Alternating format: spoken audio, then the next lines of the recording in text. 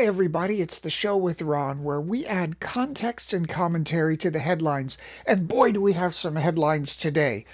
Just a couple of months ago, I had a video where I talked about the 60s and especially 1968, a peak time of polarization of opinion in the United States, and how during these times certain things happen.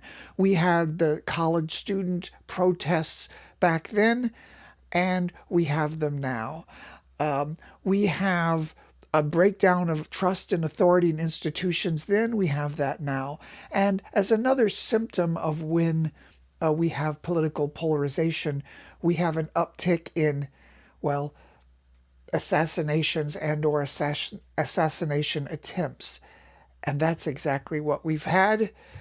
I'm sure you've heard by now. There was a sniper of all things. This is a dramatic thing right out of Hollywood to try to shoot Trump right in front of everybody. And on top of that, the way it played out was the most dramatic way possible. And Trump, really the master of the dramatic, taking this opportunity to wave his fist in the air, blood across his face, and shout, "Fight." I mean, you couldn't write this. If you wrote this down, that you'd say, "Well, that's ridiculous. That's too dramatic. Things don't work out in the world like that."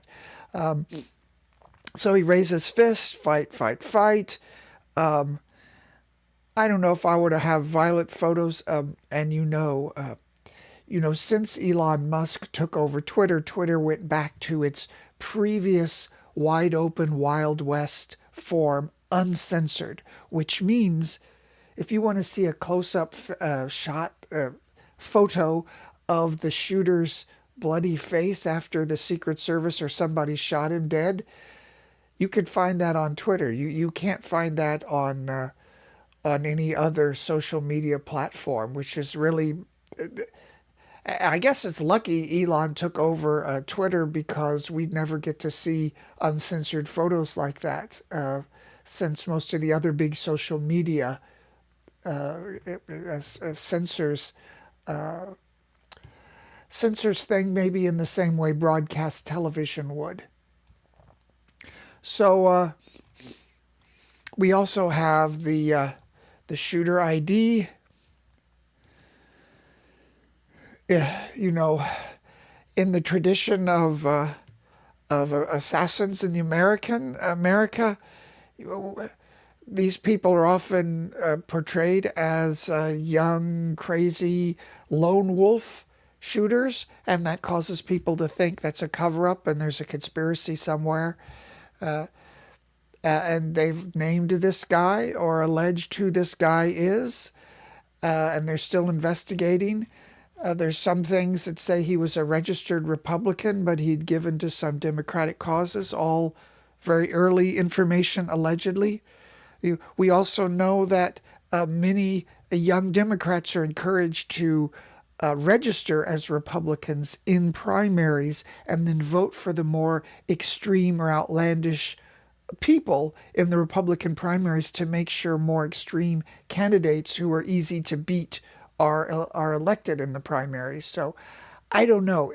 It's been 12 hours or so since the assassination attempt, and we haven't heard much more about this person, which is unusual for a young person. Doesn't seem like there's a social media presence that we could see in the media like a normal young person, where they have a dozen pictures every day, including everything that they ate. So, this could hand Trump the White House. We've talked about on the media a lot how this is the first serious attempt on a president or a presidential candidate since I think it was 81 when Reagan was shot. And it leads to certain syndromes of thinking. The people who support Trump, just like the people who support Reagan, says this is an act of God to protect him, and he was sent to do great things. America is still a very religious or faith-based or spiritual country. And what it would cause, just as it did after Reagan was shot, it would cause an uptick in popularity. And starting this Monday, all week is the Republican National Convention in is it Milwaukee, I believe. In a way, almost perfect timing for Trump. I mean, he was injured, maimed somewhat, and had this super dramatic experience on television after about 3 terrible weeks for the Biden administration in terms of, starting with that debate where if you watch the previous video, I like most people who live most of the time outside the United States, I was well aware that Biden was kind of senile and he didn't speak that cohesively, coherently all the time. So when I saw the debate, I thought, well, yeah, this is how he always is. And I think most people outside the US thought that too. But inside the United States, there's a lot of interference being run for the Biden administration by a lot of big media outlets that constantly say, well, Trump's almost just as old as Biden, so it's okay. And we know, and they constantly report what supposed insiders in the White House say, that Biden's sharp as a tack and he's right on the issue. So I think if you were in the United States and you saw the debate, uncensored, live, Biden can't read off a teleprompter, maybe that would shock you a little bit. But I think most people who don't have the U.S. media telling them otherwise, they already knew Biden was in a tricky situation. So what was even more surprising maybe than the debate then was the reaction to the debate, in that, how quickly the Democratic Party essentially declared that Biden has to get out. Now, Biden's trying to stay in place, but I think we could see that the die is cast. Too many big people, and including probably, the message from George Clooney, which is thought to be a backdoor message from President Obama to say he should step aside. And surely this is going to put a lot more pressure on Biden to step aside, considering if the Republicans can keep Trump's approval ratings high going forward. So, and again, we have to guess, we have to think that this situation probably is going to impact the Democrats as well.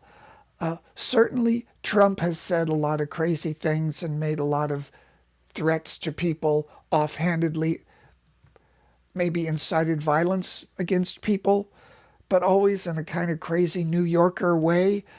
I'm not sure how serious people would really think that, but think of what Trump says. It's just crazy stuff he says. But we have heard on the Democratic side for quite a long time constant and very serious comparisons of Trump to Hitler, constant and serious comparisons that to other countries where we've lost democracy in the past, and saying that if Trump's elected, he will end democracy. Very high level people up to the president have said this sort of thing. We've heard officials in the Democratic Party say that Trump's going to start killing people with impunity the first day he gets into office, this sort of thing. And that could be seen as almost a sort of an incitement to violence, because if you call somebody a Hitler, if there was a Hitler out there, you'd be almost obligated to go out and do something about it, wouldn't you? So in some aspect, it may not be a surprise that it came to this. We don't know the motive, but still, would you call somebody a Hitler, that might lead to violence? And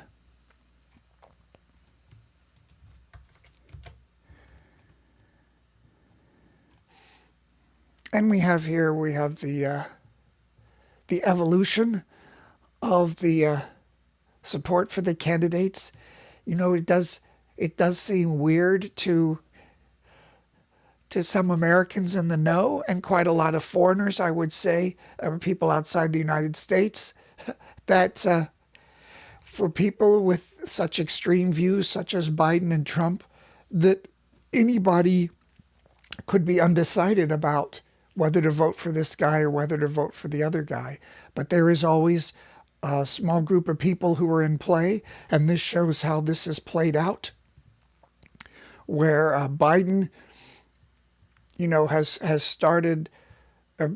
Trump has clawed his way up and down, and there's peaks and valleys. And at this moment in time, he's leading. But everything can change. And that, late last year, you might have looked at it and said, well, Biden's going to romp to a great victory. But that, and in all my videos, and I kept just saying, we just in the primary season, things go up and down, and even if it's just, how many months, 10 months away, a lot can happen in those 10 months, and still we're just getting into the convention season, which starts next week, and that can mean a lot too, and that can change the numbers. So, starting any time of this year, the first 7 months of this year, it's kind of too early to make a final prediction as to who will win. However, you probably could, because there's only a small number of states, we've talked about this before, that are up in the air in terms of who could win those states. And since the U.S. has that electoral system where the person who gets, if you just get one vote more than the other guy in the state, you get all of the electoral votes for that state. So you win the whole state. And there are just a few states that are in play. And those are the states that are important for one candidate or another to win. Ultimately, the other states sometimes are neglected in terms of campaigning. So another aspect of this, which also factors to this 1968 idea of you have a time of polarization, and you have a time of hatred, where people are not really talking to each other. And we've seen we have the protests then, we have the protests now on campus, we have an assassination attempt, which was also a characteristic of the 60s. And finally we have the conspiracy theories, because there's some people on the right who are going to, no matter what comes out about the shooter and his motive, are going to say it's a conspiracy to get rid of Trump because he's upsetting a big business by, creating a settlement with Russia and ending the war rather than pumping more money into that situation. And this is also a characteristic of that 1968 era, where you have a mistrust in institutions, where the trust in institutions is low, meaning that people are less likely to believe what is said by the president, or what is said by the challengers, or what is said by government in general, and thus they're open to manipulation and conspiracy theories. So I almost turned on the video to do a live stream when this was happening, but really, it's better to calm down and wait and look at these things after a good night's sleep, when the news comes out, and you can look at things in a more calm factor with more information. And that's really what part of this channel has been, is that we get so wrapped up in marching in someone else's parade, in going down in the fight for somebody else. And we want to make sure that we put ourselves first. I don't think that should sound bad. There's a lot of people who want you to go down fighting in their fight. So, one way or another, make sure you calmly understand what the issues are. And instead, these are two 80s icons. I mean, people of a certain age grew up with both of these as cultural icons, even in their day, even 40 years ago. We had the great Richard Simmons. I grew up watching his morning shows. He was on every show. He made me the man I am today. What a great character! What a great character! And Dr. Ruth Westheimer, also a staple of American television, uh, as a sex therapist who was also very entertaining in her mannerisms. You know, she spoke with a very thick accent like a Sigmund Freud. She created the characteristic of this sort of the character. She had a character, even though she was herself, in terms of this thick accent sex therapist, like your Sigmund Freud. In the same way, Richard Simmons was this bubbly, fey kind of guy, enthusiastic, encouraging fitness guru. So, in the midst of all this other scary stuff happening, they passed away. So, anyway, we're going to be back for next week for the RNC, the Republican National Convention. And you can imagine these incredible photos of Trump, tough guy Trump. Americans really like this sort of thing.